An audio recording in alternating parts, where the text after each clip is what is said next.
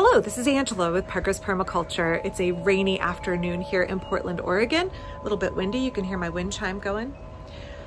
I'm standing in the backyard of my permaculture garden here in Zone 8B. This garden is 14 years old, and you can see here behind me around the perimeter of the garden is the sun trap orchard, where I have a lot of my fruit trees and I have a lot of taller shrubs. In the center of my garden, I have a rain garden right up here, right behind the little wood rack here. And then farther back where you see the arch, I have my annual veggie garden.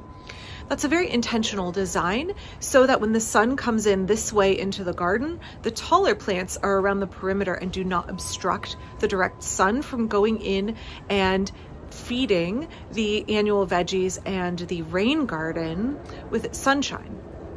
So in that annual veggie garden, I have 7 plants that I really rely on to be self-sowing annuals that fill in as a living mulch, that suppress weeds, and that provide beauty and pollinator attraction in my garden. Many of them are also really beautiful as cut flowers and have herbal uses in the garden as well. So let me give you a little tour of my 7 favorite self-sowing annuals while my neighbors are hammering away at something. So let's look at some of those self-sowing annuals in the garden and how I treat them and what their role is here. You can see here, these are American flag poppies. The first round of them is kind of done flowering, and the second round is about to open up. Really nice annual poppy. Plant that and you'll have it self-sowing everywhere. Right next to it, you have borage. One of my favorite garden flowers. Prickly, I don't like to pull it without having gloves on, but the flowers, let's see if I can find one already in bloom. Oh, up here. The flowers are such wonderful, wonderful bee food. And they taste like cucumber. Really lovely. Produces for ages and ages and ages, and bumblebees love them.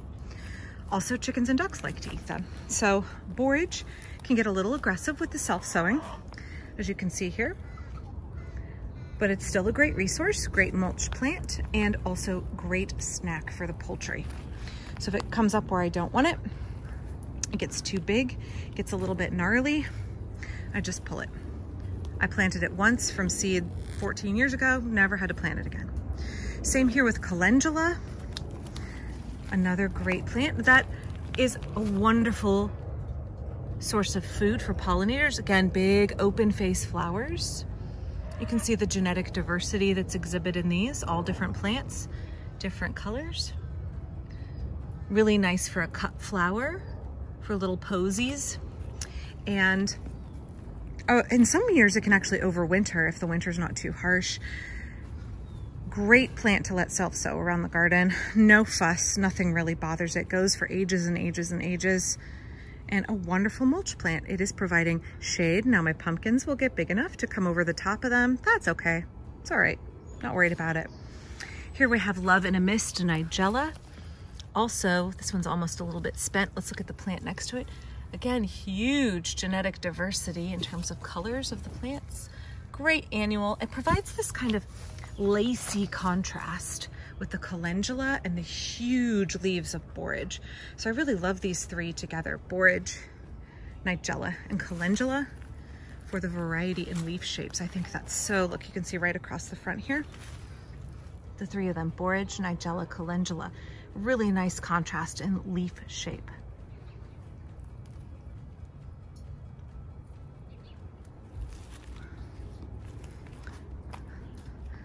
I've mentioned in an earlier video, I also really love radishes. Edible, pods are edible. The radish itself is edible. Flowers are really, really pretty. They're really pretty and they make a great kind of ground cover, and they will self-sow everywhere. And boy, do the bees love them.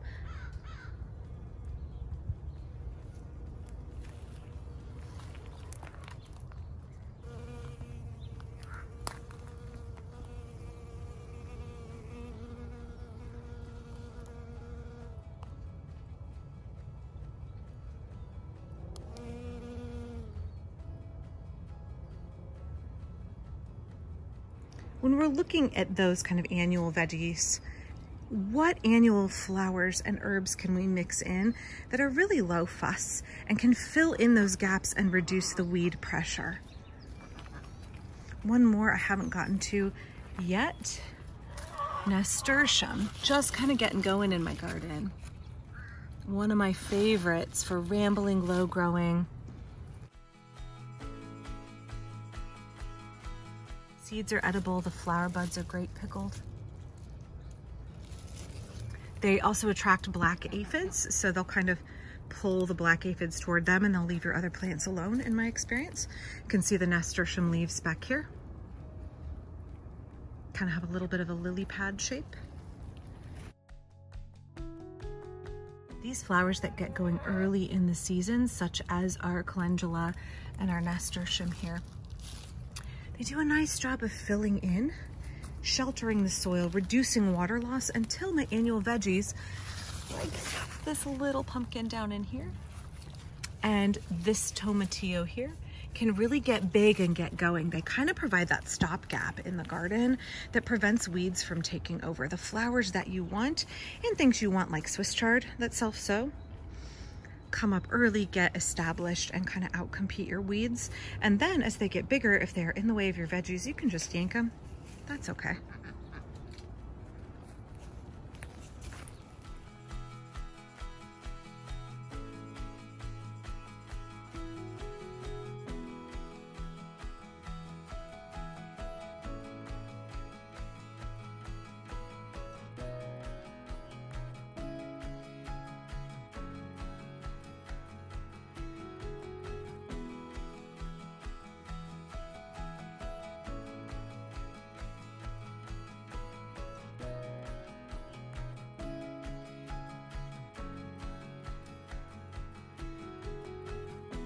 Okay, I hope that was helpful for you. The rain is really coming down now. I think I'm gonna go in and make a hot water bottle. It's quite chilly for June.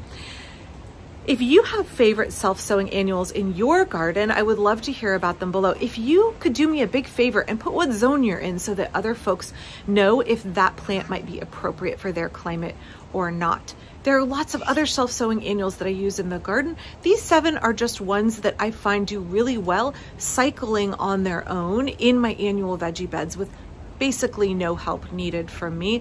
I find they're really useful and they're pretty low effort, zero effort, and plants that I can continue to count on year after year and complement the veggies in my garden.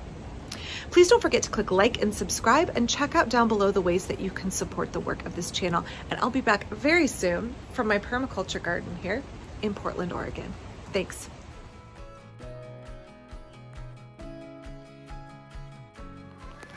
Look at this Swiss chard. This is ridiculous. She's huge.